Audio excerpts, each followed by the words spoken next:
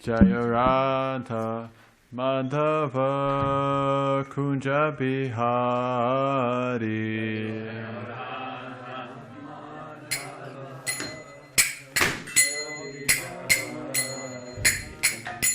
Jaya Radha Madhava Kunja Bihari.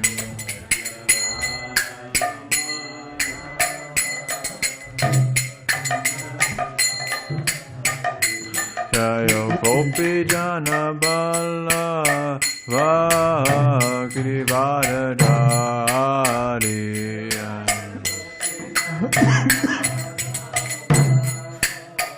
Girivardhari. Jaya Gopi Jana Bala Girivardhari.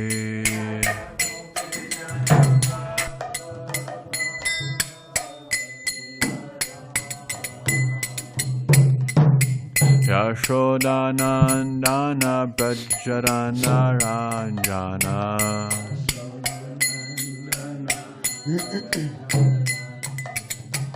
Yashodanandana Brajrana Ranjana.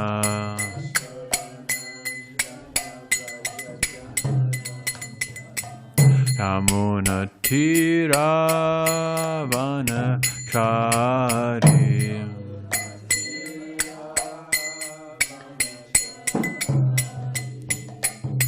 Yamuna Tira Vanachari.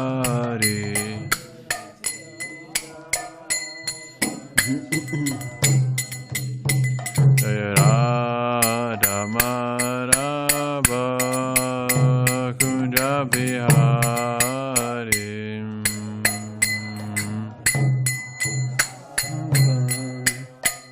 Kunja Bihari. Thank you so much, Kṛṣṇa Das. Jai Hum Vishnupad Paramhamsa Parvikacharya Ashtotar Srimad Bhaktivedanta Swami Maharaj Prabhupada Ki Jai. ISKCON founder Charishla Prabhupada Ki Jai. Jai Hum Vishnupad Paramhamsa Parvikacharya Ashtotar Srimad Bhakti Siddhanta Saraswati Goswami Maharaj Prabhupada Ki Jai. Namachar Shri Haridas Thakur Ki Jai. Prem Se Ko Shri Krishna Chaitanya Prabhu Nityananda Shri Advaita Gadadhara Shiva Sari Gaura Bhakta Vrinda Ki Jai. Shri Shri Radha Krishna Gopa Gopinath Shamakun Radhakun Giri Govardhan Ki Jai. Shri Mayapur Dham Ki Jai. Shri Vrindavan Dham Ki Jai. Jagannath Puri Dham Ki Jai. Ganga Mai Ki Jai. Yamuna Mai Ki Jai. Bhakti Devi Ki Jai. Tulsi Devi Ki Jai. Nantakoti Vaishnav Vrinda Ki Jai. Shri Harinam Sankirtan Ki Jai. Grantaraj Srimad Bhagavatam Ki Jai. Samaveda Bhakta Vrinda Ki Jai. Gaura Premanande. All glories to the assembled devotees. All glories to the assembled devotees. All glories to the assembled devotees. All glories Shri Guru and Shri Gauranga. All glories Shri Prabhupada. Narayanam Namaskritya Naram Chaiva Narottamam Devim Saraswatim Vyasam Tato Jayam Udirayat Nashta Praisa Bhadreshu Nityam Bhagavata Sevaya Bhagavat Uttama Shloke Bhaktir Bhavati Naishtaki. Om Namo Bhagavate Vasudevaya. Om Namo Bhagavate Vasudevaya. Om Namo Bhagavate Vasudevaya.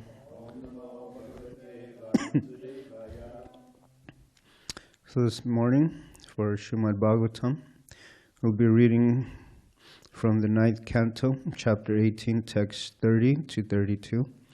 I'll chant 30 and 31, and we can all chant 32 together because of it having a purport. So text 30, translation by His Divine Grace, A.C. Bhaktivedanta Swami, Srila Prabhupada. When Śukrācārya gave Devayani in marriage to Yayāti, he had Śarmiṣṭhā go with her. But he warned the king, "My dear king, never allow this girl, Śarmiṣṭhā, to lie with you in your bed." Do you think the king will follow this instruction? Text 31. O King Parikshit, upon seeing Devayani with a nice son, Śarmiṣṭhā once approached King Yayāti at the appropriate time for conception. In a secluded place, she requested the king, the husband of her friend Devayani, to enable her to have a son also. So text 32.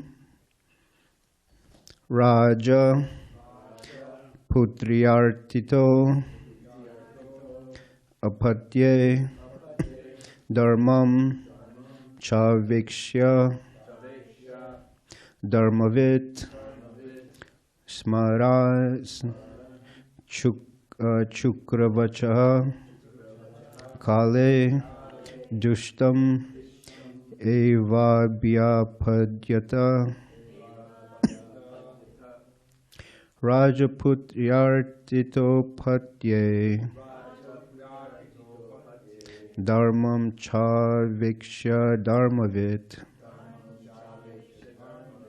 smaran chukravacha kale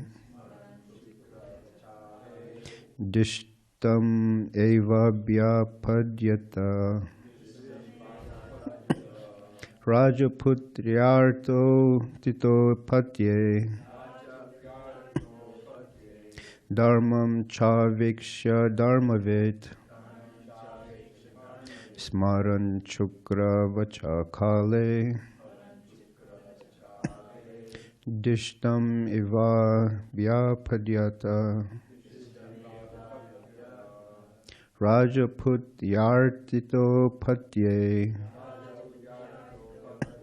dharmam chavikshya dharmavit smaran chukravacha kale dishtam evabhyapadyata.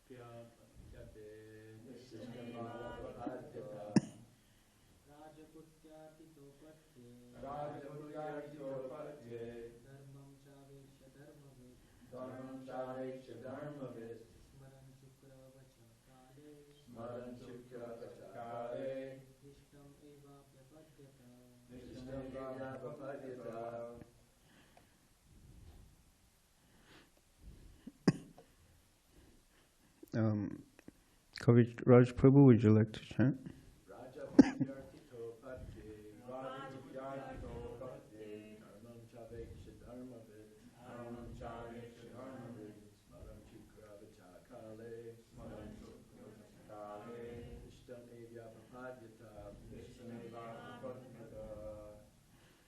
Mataji?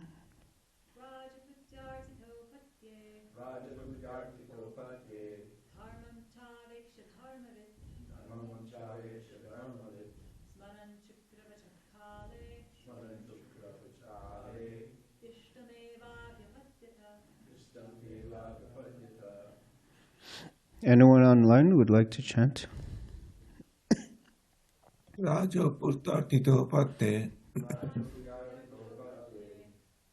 Dharmam Chabeksha Dharmavit Dharmam Chaveksha Dharmavit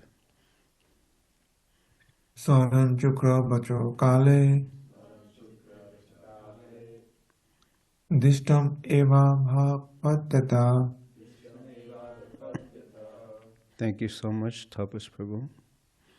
Whenever I was traveling with Mahārāja, His Holiness Badrinārayan Swami Maharaj, whenever he had some issues or problems with his computer, the first person he would think of is Tapas.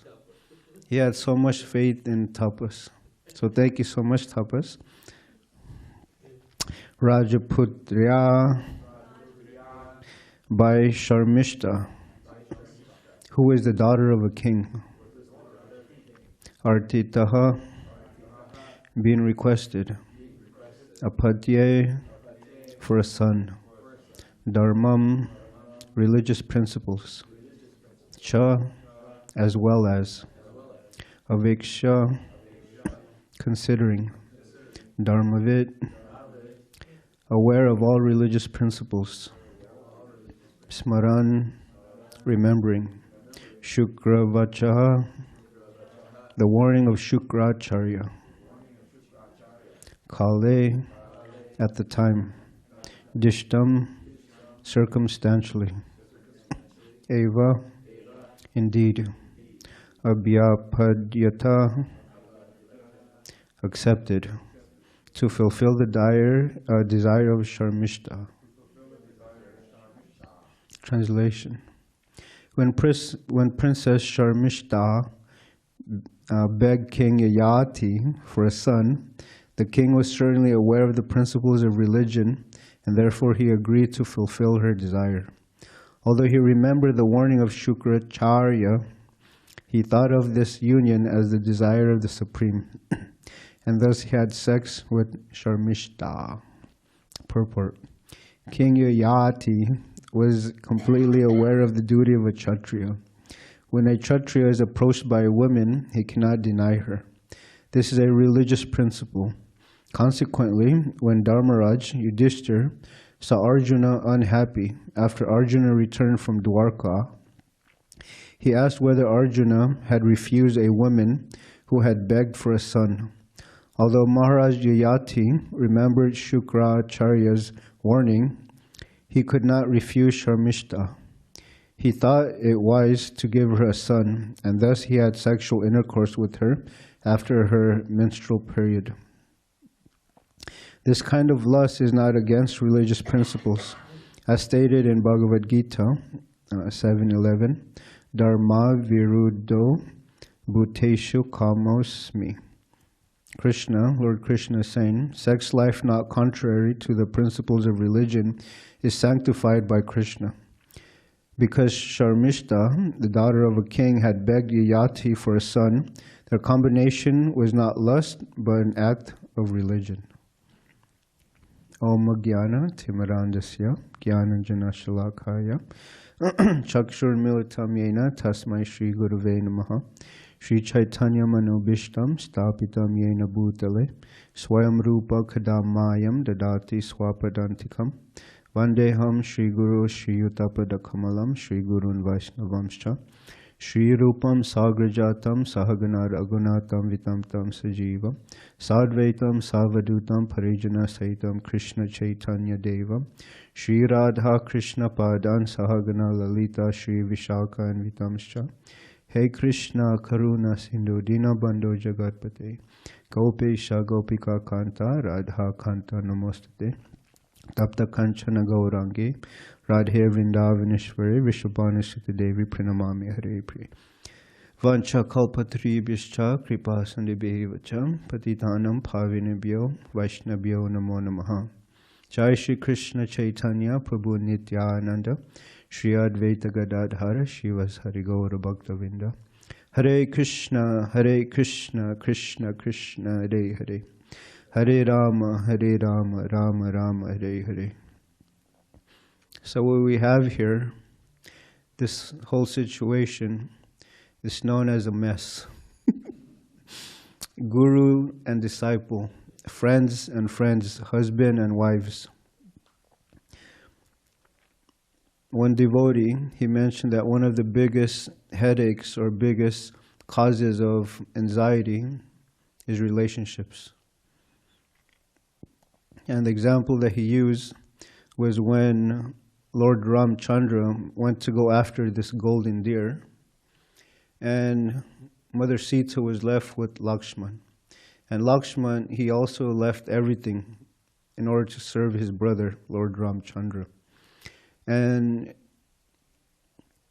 after they had received information on the whereabouts of Sita by collecting these different jewelry, Lord Ramchandra asked Lakshman, "Do you know if this is Sita's bracelet?" And Lakshman said, "I don't even know how." He said, "The only part that I've seen of Sita is her feet." Lakshman has never even seen Sita's face or above her feet. So when Lord Ramchandra was calling out in help or in distress, actually it was the Maricha. In the voice of Lord Ram, he was calling out to Lakshman. And he refused to go because he knew the competency, or he knew that no one was able to destroy or kill or hurt Lord Ram. He refused to go on the request of Sita. And then Sita told Lakshman a very hurtful thing. He said, "I know why you have come with us. You've waited for this opportunity so you can enjoy me." Imagine Lakshman hearing this from Sita. So it was unbearable for Lakshman. And so he said, "Okay, I'll go, but I know that when we return, you won't be here." This is in the Ramayana. So he created that barrier and advised Sita, "Please don't go outside of this." So hearing this, he was very much hurt, but he also tolerated it. And when he went to find Lord Ramchandra asked him, "Lakshman, what are you doing here? I told you to go stay with Sita. Now we don't know what the situation with Sita is." So Lakshman, he was harshly rebuked by Mother Sita and Lord Ramchandra. So relationships in this world can be one of the greatest causes of anxiety and stress. And one pastime that comes to mind was a king. He didn't have a son, but he was performing this sacrifice.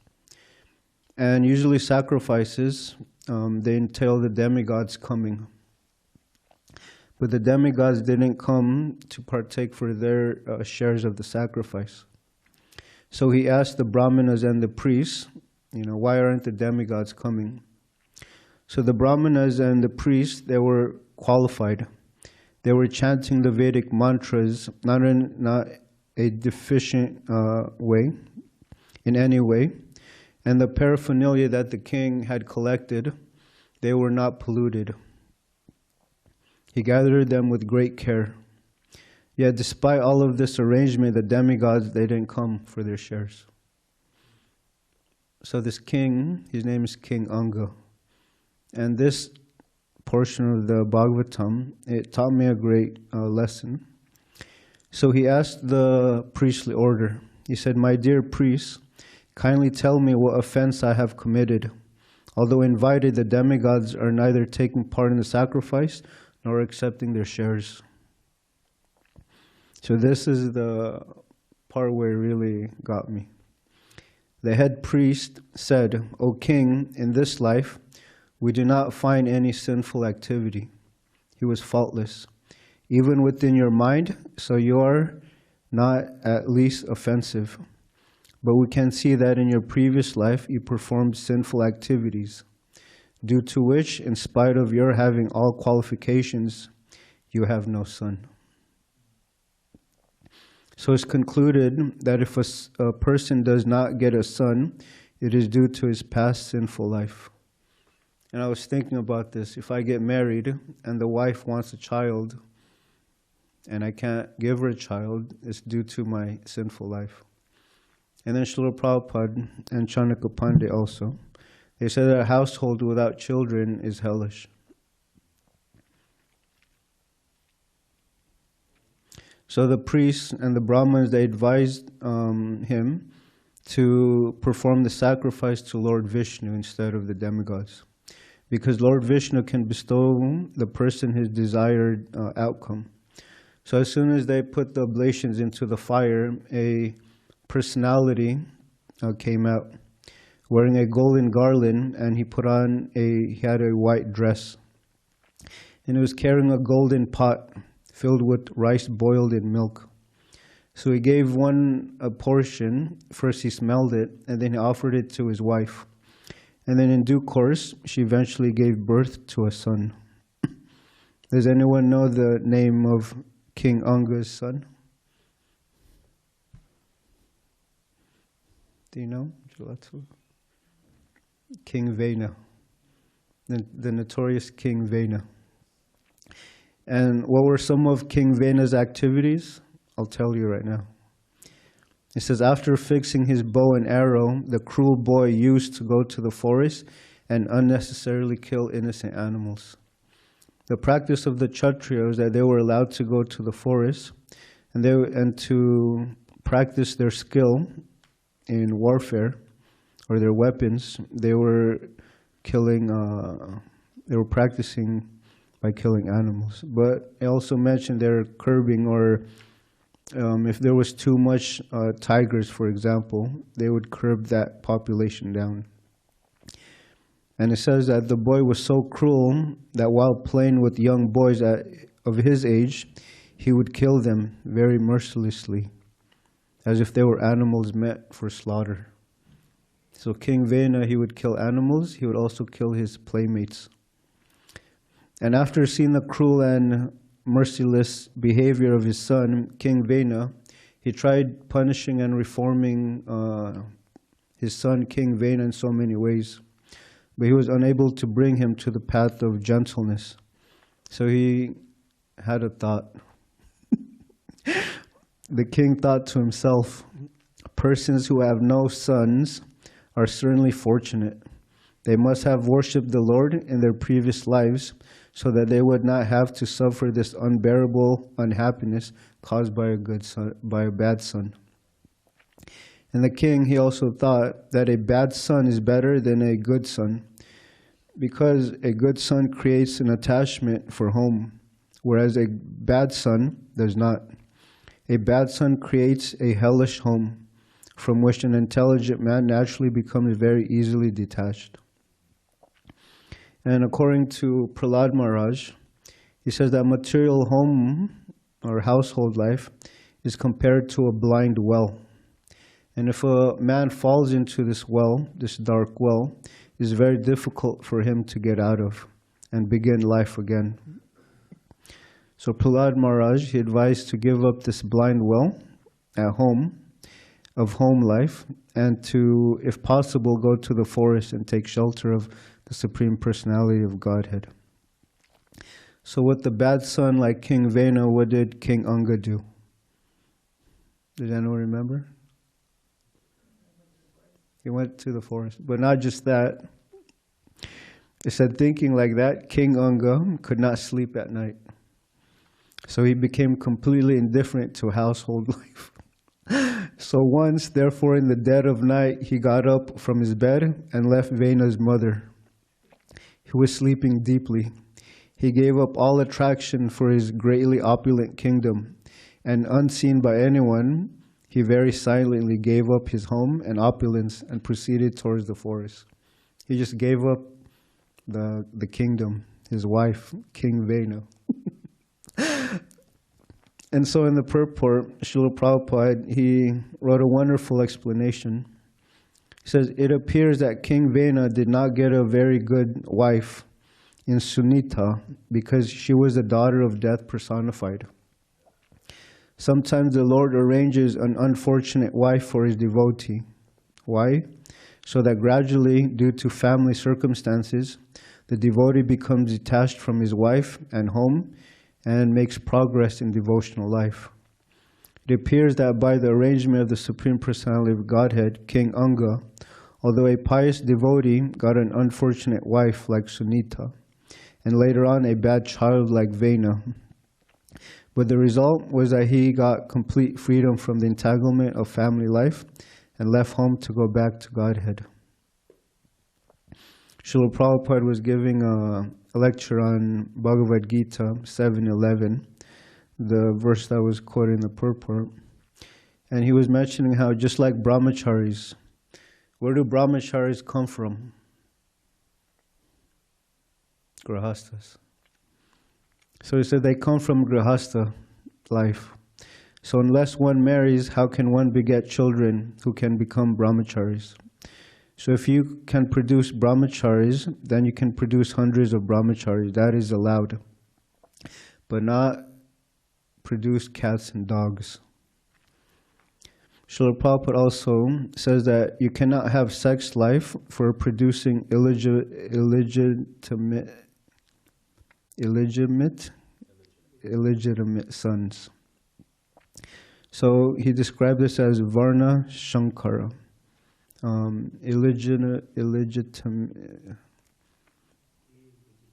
illegitimate children, sex outside of marriage. But the whole world is now full of Varna Shankara, unwanted children. And so the whole world becomes hell. And Srila Prabhupada was explaining to his disciples that if you plan to beget children, you have to perform this Garbha Dana Samskara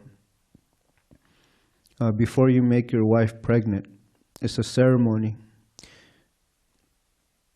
And Srila Prabhupada points out that in Brahmana families, they have this ceremony performed.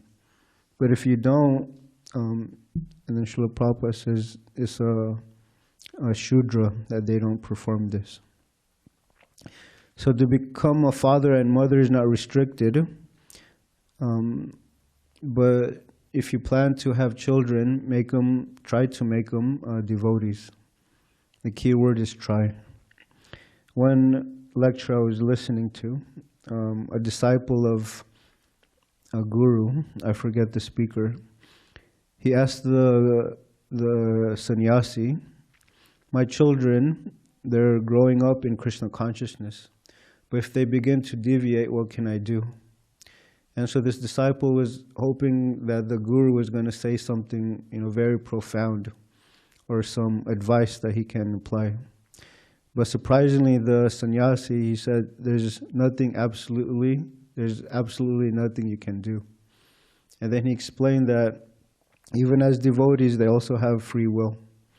And sometimes they want to experience the outside world. I met some devotee in Oregon, Portland, or Eugene. And he was a devotee. He was the son of a father and mother who are also devotees, initiated devotees. So I asked them, where's your bead bag? He said, I don't chant. He doesn't chant any rounds, even when he was the son of devotees. So I asked them, why are you not chanting? And he said, I don't think there's a need for chanting. But yet he claims that he follows Srila Prabhupada and ISKCON. And he's aware that devotees who take in first initiation, they make a vow to follow the 4 regulative principles as well as to chant at least 16 rounds of the Hare Krishna Maha Mantra. So I was a little surprised by this, and he seemed to be a nice devotee. He had tulsi neck beads, he had tilak on, he even had a nice long shika, but he wasn't chanting at all. So I was a little surprised by this. And Srila Prabhupada, he would also say, if you cannot stop the course of birth and death of your children, then don't become a father. Srila Prabhupada, he says, this is called religious contraceptive.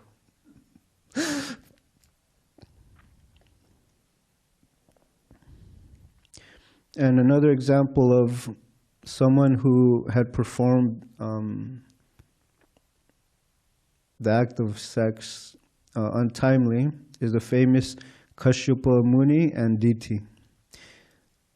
Diti, she was very agitated by sexual desires, and so she requested her husband for sexual intercourse.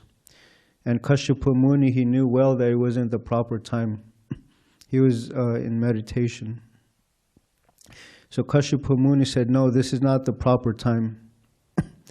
And yet Diti was still, you guys seen the movie, Diti, she was really relentless, you know, she was whispering in her ear, in his ear and everything. No way. Mukunda Charan Prabhu wants me to imitate that act, but I'm not going to do it.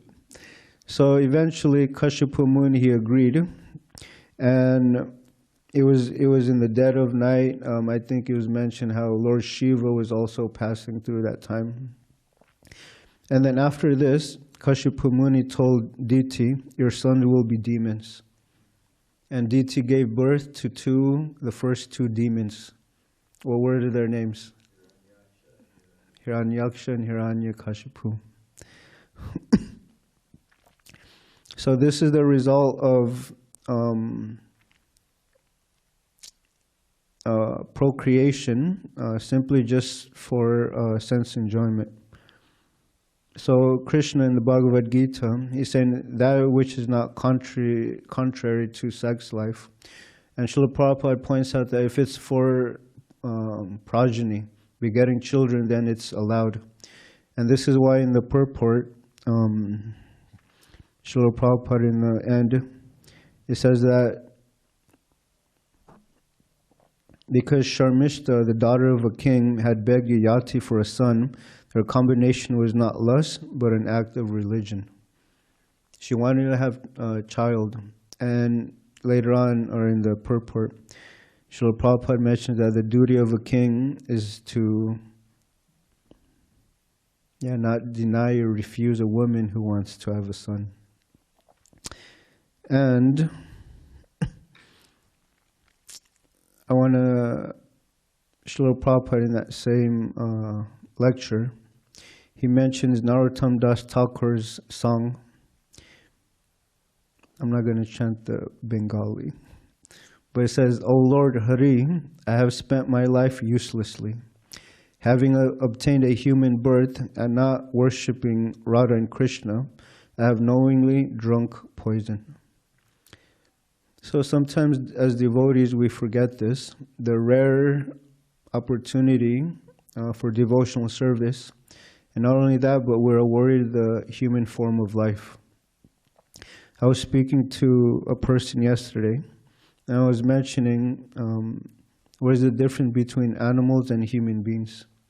And you know, they say, oh, we have higher intelligence and so on. But I told this person that actually it's described in our scriptures that the human form of life is very, very rare. And we should utilize it properly. And he said, how rare is it? I said, it's very rare. And I said that the human birth, out of 8,400,000 species, and I told him plant life, aquatics, animals, birds, only, is it 400,000 is a human species? And then, so this person was really thinking about it, and he said, wow, that's very rare. So I know I spoke to him, I offered him a few books, he took the books, and he gave a donation. So I told him this, I thought of this, I said, don't waste your life uselessly. And he smiled and he said, I'll try not to. Some of the people that you meet on book distribution, they're looking for answers. They're looking for a devotee just to speak to them about real things about life, not just how do I achieve a better work or career, how do I solve this and that, but we try to approach them nicely, and we tell them that there's actually a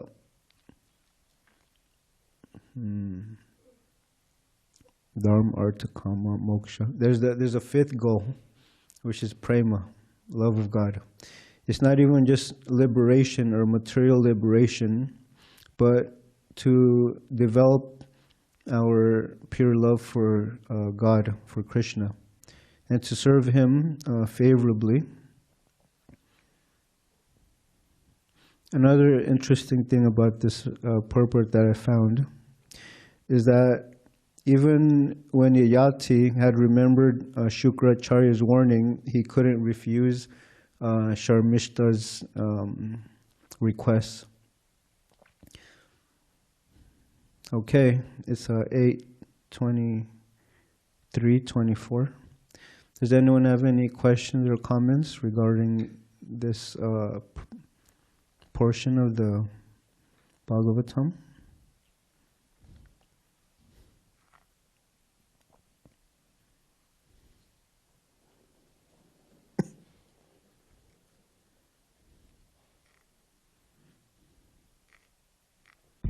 I don't expect you to have an answer to this. I haven't come across anything answering this, but in case anyone does know, this point that's been brought up here, it's been brought up elsewhere, that a kṣatriya, Srila Prabhupada wrote it here, when a kṣatriya is approached by a woman, he cannot deny her. This is a religious principle.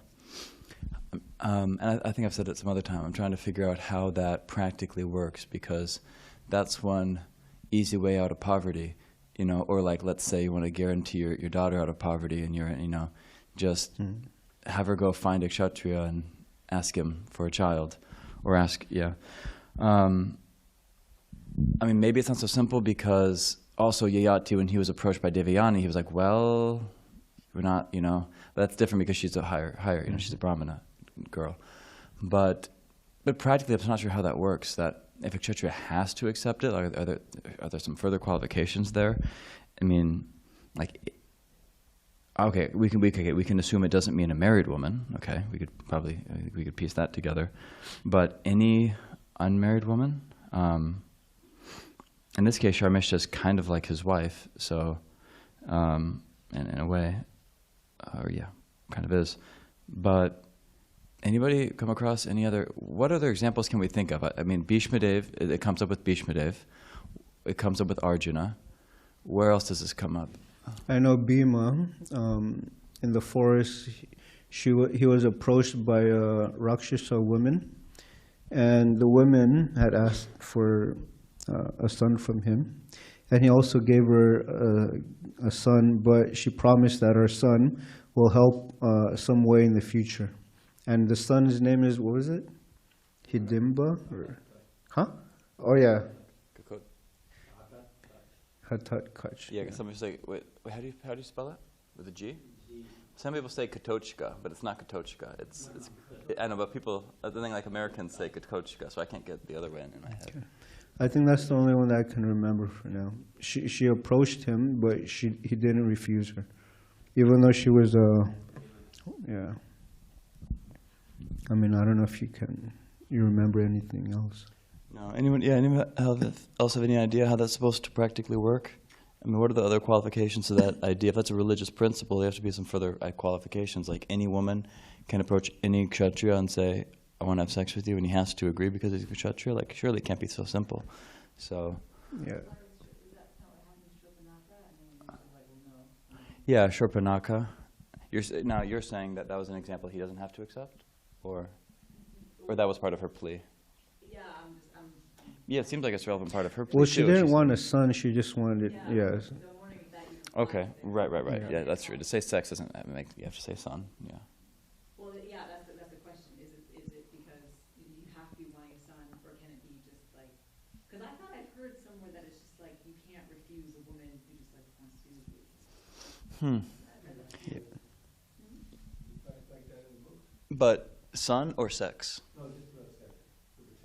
Even sex. Okay. So in this case, so it doesn't even have to yeah, okay. Okay. So now, so he got out of it with Shurpanaka just because, that might be, but just because he made a vow, like it doesn't quite work for him. Bhishmadev also, he made a vow, so it doesn't apply to him. All right, churches, make your vows, you know. Maybe it's all like a way to inspire churches to make a vow early on to cap their, I won't say it. Any other ideas? Okay. Yeah, I can't remember any right now.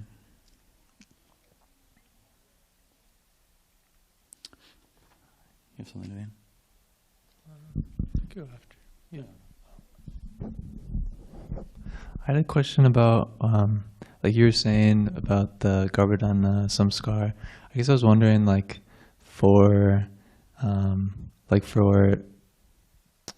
devotees, like it seems like that's recommended for it to not be against religious principles. But then, I guess what would be like our position on like non-devotees? Like, would we, like with the idea of like some people, they just don't want to have kids, like do we support that because they're not going to be obviously doing it according to religious principles, or are we kind of like, well, it's better than nothing, like there's some kind of purification process there? Or sorry, let me write this down so I can I mean, Mukunda Prabhu, you want to say something while what is our stance on? So Naveen's asking that we have this instruction that don't just have a child just by having sex, have a child through planning on it, going through particular rituals, Govardhana Samskara, so that you bring in, so that to have a nice child.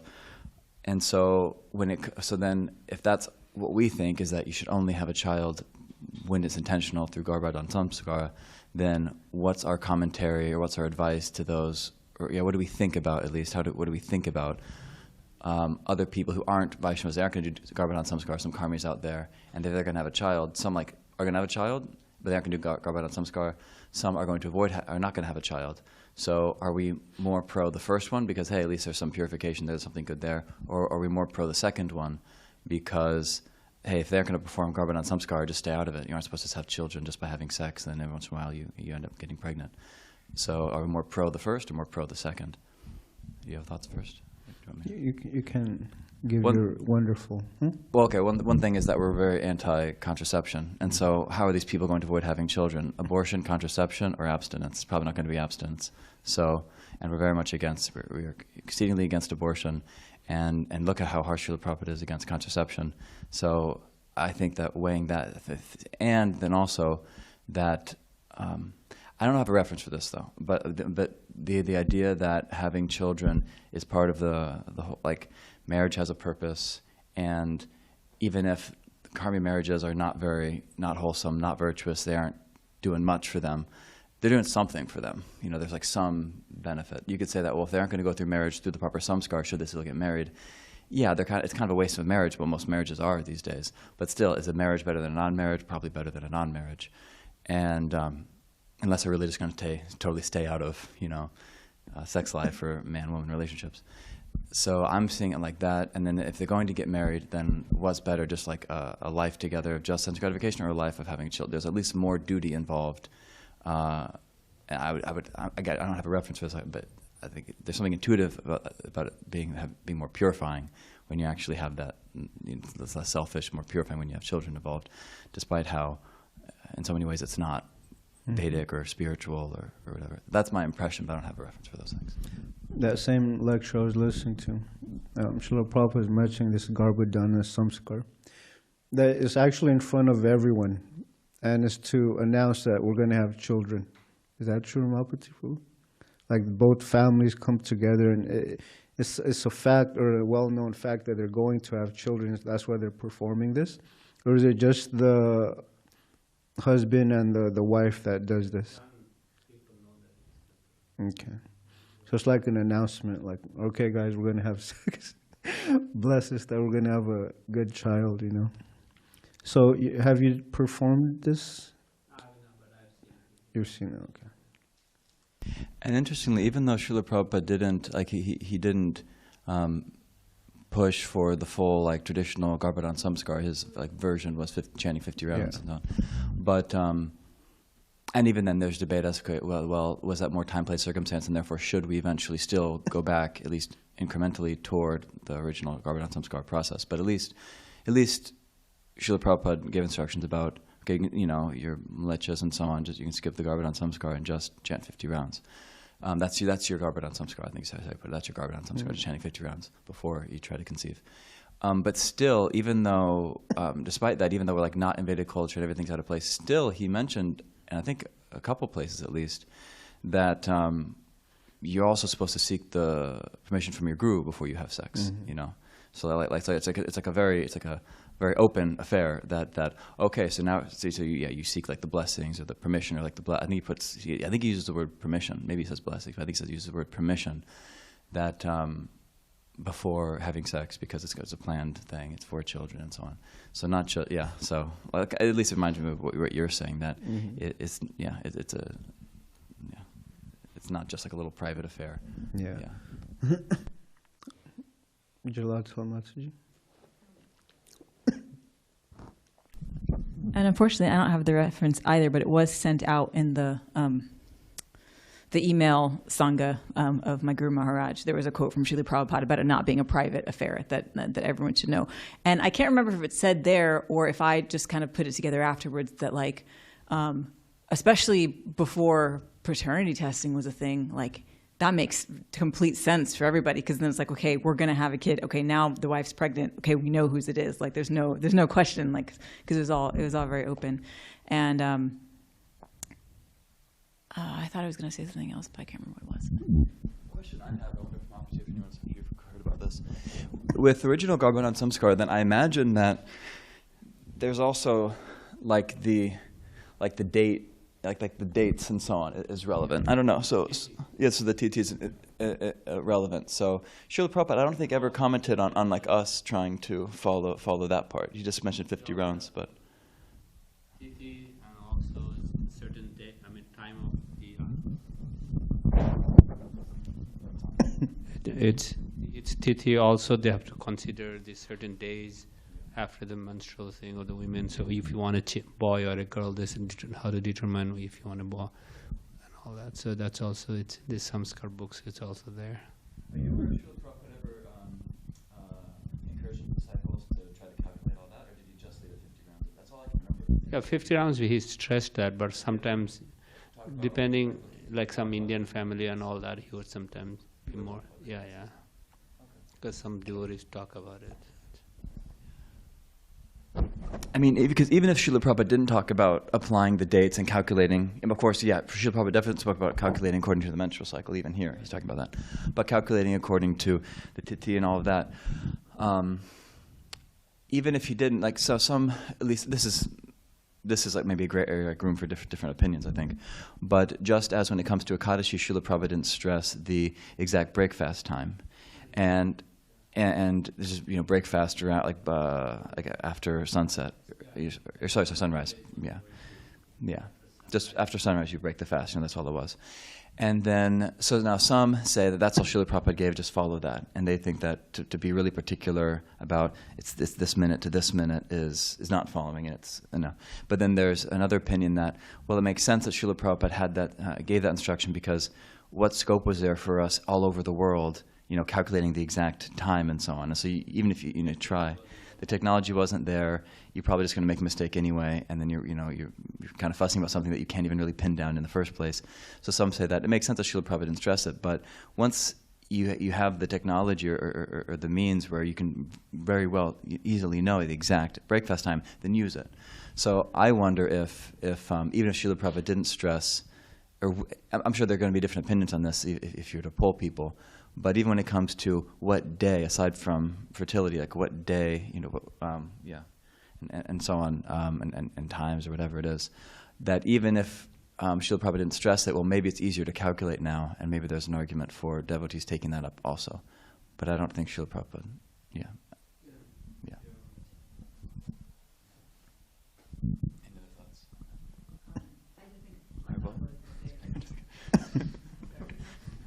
What? I think I gave him the mic at hardball. No, just about the permission thing. Because I do remember reading that in Bhagavatam about you're supposed to have permission from the guru. And so my guru was just like, okay, you all have permission. Like blanket. He just gives blanket permission for all of his Grihastha disciples. Have as many kids as you can.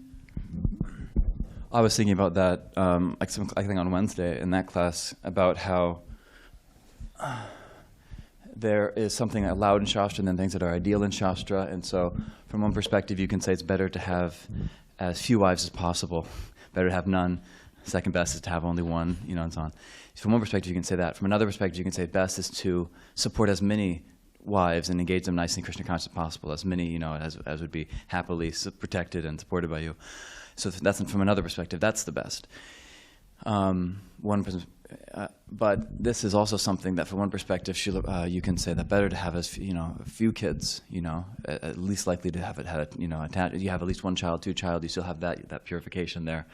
But better to minimize that, so you can really focus more on your service, on your sadhana, and so on, and not being too entangled and so on.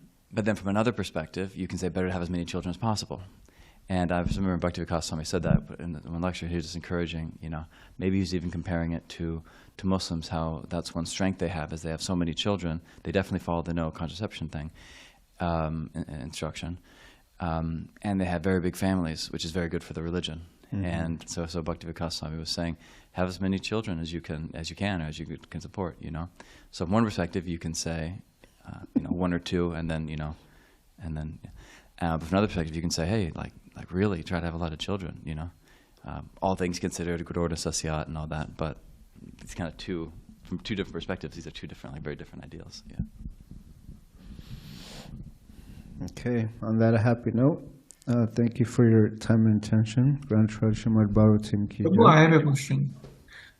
Prabhu, in Lord Ramachandra Lila, he showed that only one wife, and like in this purport we see that Kṣatriya cannot deny if a woman asks for a child, but for Lord Ramachandra, he would have definitely denied.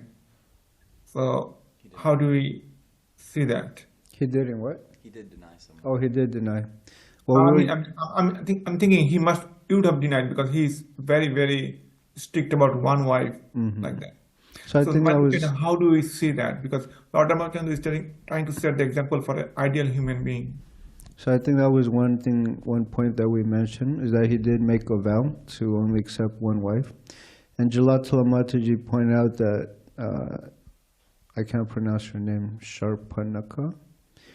Yeah. She approached Lord Ramchandra with lusty feelings. She didn't have any intention to have a son. But then we were also thinking, is it if any woman approaches just for sex or for a child, they can't refuse it? What was our verdict on that? Well, it seems like it's not just about the son thing. It's just even about sex. It's like if the woman approaches you, you know, you can't refuse it. But then we still haven't figured out how that really works entirely, at least with Ramachandra, as you said. Yeah, so that's uncertain. Tapas, maybe I can find some more information and I'll let you know.